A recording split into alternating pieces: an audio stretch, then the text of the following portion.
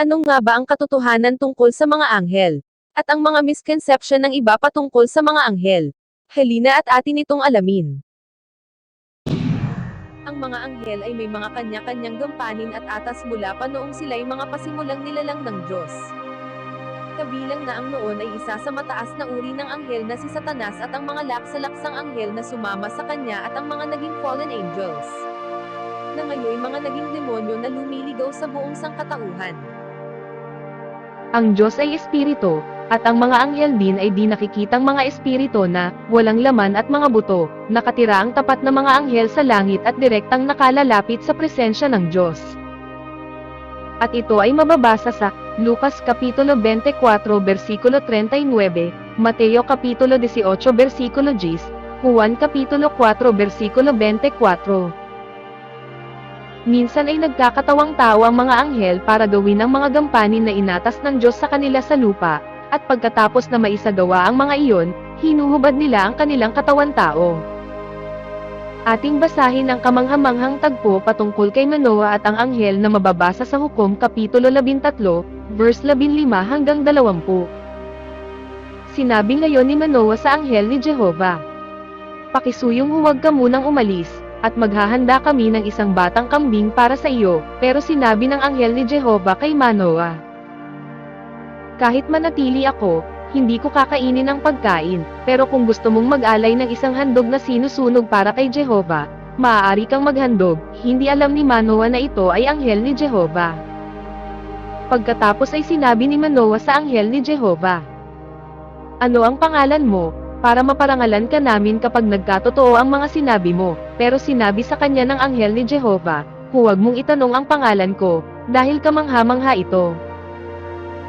At kinuha ni Manoah ang batang kambing at ang handog na mga butil at inihandog iyon sa ibabaw ng bato para kay Jehovah. At siya ay may ginagawang kamangha-mangha habang nakatingin si Manoah at ang asawa nito. Habang pumapaitaas sa langit ang apoy mula sa altar, ang anghel ni Jehovah ay pumaitaas kasama ng apoy samantalang nakatingin si Manoah at ang asawa niya. Agad silang sumubsob sa lupa. Ang mga anghel ay hindi nasusunog o nadadarang sa apoy sapagkat kaisa nila ang liwanag at puno sila ng kaluwalhatian.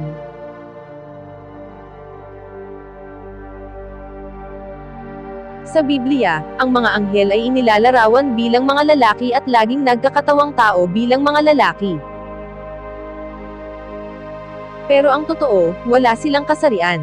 Kaya nilang mag-anyo ng kung anuman ang gustuhin nila sapagkat sila ay makapangyarihan. Meron din silang kanya-kanyang rank or hierarchy, at ang iba ay mga seraphim, cherubim, messenger, warrior angels.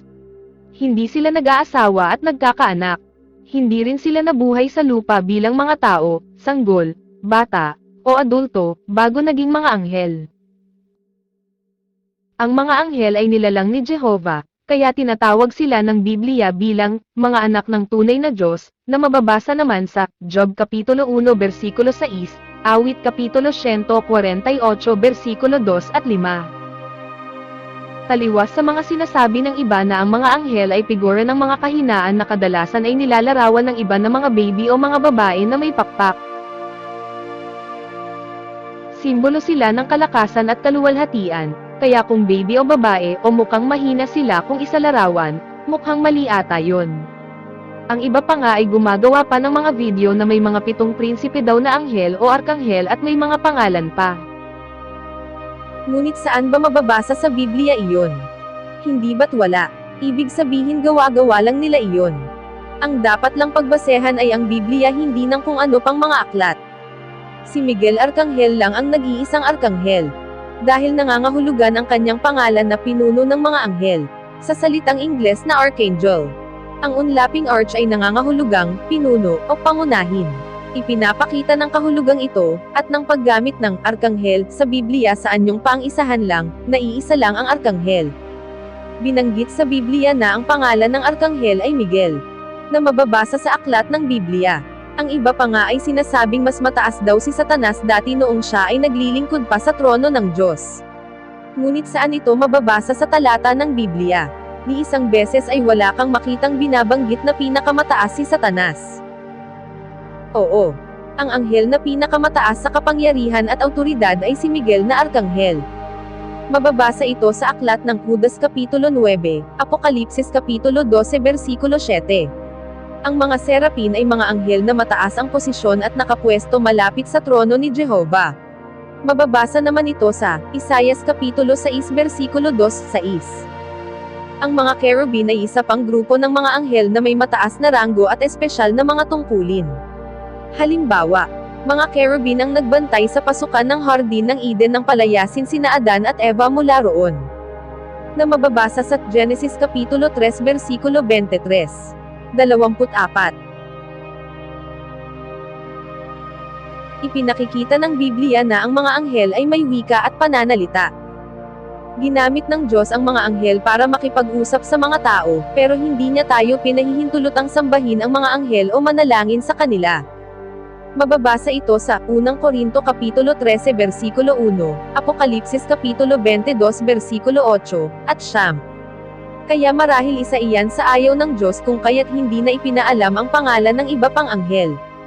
Sa kabila ng pagkarami-rami o lakse ng mga anghel at bawat isa ay may pangalan, ay bilang lamang ang mga anghel na pinangalanan ng Diyos sa Biblia, kabilang na dito sila Miguel na Arkanghel, at Anghel Gabriel. At ang katotohanan ay hindi binanggit ng Diyos ang pangalan ni Satanas. Ultimo ang Lucifer ay hindi ito isang pangalan kundi isa lamang titulo, dahil ang kahulugan ng Lucifer ay morning star, o light bringer. Isa itong bansag sa kanya noong siya ay naglilingkod at nabubuhay pa sa piling ng Diyos. Hindi na binanggit ang pangalan o ipinaalam ang pangalan ni Satanas dahil napupuot ang Diyos sa kanya. Hindi ba't ang hindi pagbanggit ng iyong pangalan pag ikaw ay may katungkulan dati or isa ka dati sa mataas na opisyal ng iyong pinagtatrabahuhan at respetado? Ngunit kung ikaw ay isa larawan ay hindi binabanggit ang iyong pangalan, hindi ba't ito ay masakit at kawalang galang? Sa katulad din na paraan ganon ang nangyari kay Satanas dahil sa napupuot ang Diyos sa kanyang ginawa anupat hindi na binanggit ang kanyang pangalan. Sa ibang mga bansa ang pagbanggit ng pangalan ay isang paraan ng paggalang o pagbibigay ng credential sa isang tao. Halimbawa na ang mga Amerikano, bagaman hindi gumagamit ng po at opo, ay binabanggit ang pangalan kapag ikaw ay tinatawag, ganun din sa mga kapwa matatanda o mga bata. Oo, dahil isa itong paraan ng paggalang o pagbibigay ng credential sa isang tao, ang pagbanggit ng pangalan ng isang tao. At gaya ng mga tao, ang mga anghel din ay may laksa-lakse ang bilang. Ito ay mababasa sa Daniel Kapitulo 7 versikulo 10, Apokalipsis Kapitulo 5 versikulo 11. Ang isang laksa ay katumbas ng 10,000. Kaya ang isang laksa na pinarami ng isang laksa ay katumbas ng 100,000,000. Pero binabanggit sa Apokalipsis na, laksa-laks ang mga laksa, ang mga anghel. Katumbas iyan ng daan-daang milyong espiritong nilalang, malamang na bilyon-bilyon pa nga. Ang mga anghel ay makapangyarihan sa kalakasan, mas makapangyarihan at mas matalino kaysa sa mga tao. Maliwanag, nakapaglalakbay sila ng napakabilis. Mas mabilis pa kaysa sa may isip mo. Ito ay mababasa sa Awit Kapitulo 103 versikulo 20, Daniel Kapitulo 9 versikulo 20 hanggang 23. Kahit na mas matalino sila at mas makapangyarihan, may mga limitasyon pa rin ang mga anghel, at may mga bagay na hindi nila alam. At ito ay mababasa sa Mateo Kapitulo 24 versikulo 36, 1 Pedro Kapitulo 1 versikulo 12. Kaya si Satanas din mismo ay makapangyarihan ngunit meron din limitasyon dahil lahat ng nilalang ng Diyos ay may limitasyon. Tanging ang Diyos ang walang limitasyon. Ang mga anghel ay nilalang na may mga katangiang tulad ng sa Diyos at may kalayaang magpasya. Kaya tulad ng mga tao, may kalayaan silang gawin ang tama o ang mali. Nakalulungkot may mga anghel na piniling magrebelde sa Diyos. Ito naman ay mababasa sa aklat ng Judas at ganito ang sinasabi. At ang mga anghel na hindi nag-ingat ng orihinal nilang kalagayan kundi umiwan sa sarili nilang tahanan ay iginapos niya ng di mapuputol na mga kadena sa matinding kadiliman para sa paghuhukom sa dakilang araw. Katulad nga ng nabanggit natin sa ating mga naunang video, kung saan ang pruweba na ang mga anghel din ay may kalayaan pumili. Katulad ni Satanas at ng mga fallen angels na dahilan ng kanilang pagkatapon sa lupa mula sa langit na kalaunan ay naging mga demonyo. Natutukso din ang mga anghel at may damdamin, bagaman makapangyarihan na may katangiang tulad ng sa Diyos. Matagal nang interesado ang mga anghel sa mga tao at sa layunin ng Diyos para sa lupa. At ang layuning iyon ay maging masaya sa paraisong lupa ang mga tao na orihinal na layunin ni Jehovah sa mga tao. Siguradong nalungkot sila nang magrebelde sina Adan at Eva. At siguradong mas malungkot sila ngayon dahil karamihan ng tao ay sumusuway sa Diyos. Pero kapag may isang nagsisi at nanumbalik sa Diyos, masayang-masaya ang mga anghel. Interesado ang mga anghel sa mga naglilingkod sa Diyos. Ginagamit ni Jehovah ang mga anghel para tulungan at protektahan ang mga lingkod niya sa lupa. Katulad noong itinapon si Daniel sa yungib ng mga leon, si Maria noong nagbubuntis siya, at iba pa.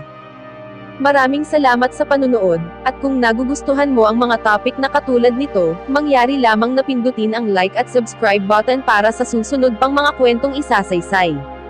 Maraming salamat po.